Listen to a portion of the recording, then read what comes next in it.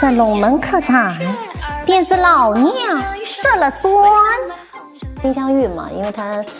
是一个比较有性格的角色，这个金镶玉什么都可以，大胆一点去创作。我自己的本人跟舞台上的角色差距越大，其实我越幸福。除了你自己，你在舞台上的任何一个角色也都能成为你。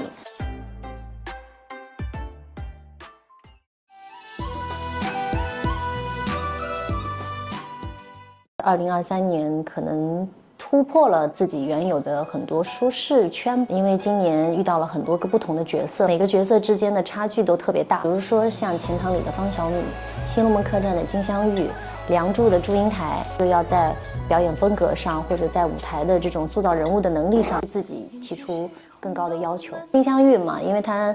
是一个比较有性格的角色，就是毛老师他会给我一个方向，让我自己去思考。比如说他觉得我上了桌子，既然你上了这个桌子，你就可以把它上得更彻底一点。我可能当中一开始的时候，我只把它理解为小白兔、大灰狼、小狐狸，给我一个形容词，他觉得金镶玉有的时候要像猫一样，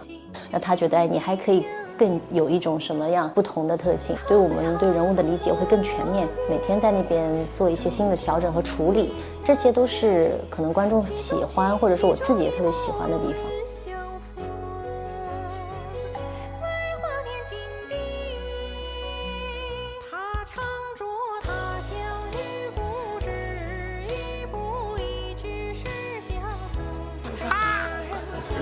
刚好结痂了，今天又破了。只要你是学戏曲的，你身上就得具备这些能力。别看我们有一些角色文文弱弱，但是如果小时候你不练这些，你在台上你就没有对自己身体的掌控能力。我很感谢我当初在需要你去练基本功的时候，我没有懈怠，就我比较感谢那个阶段的自己。对您来说，这个乐曲是你生命中的什么？它在我儿时呢是一个陪伴者，现在的话就是治愈我的方式，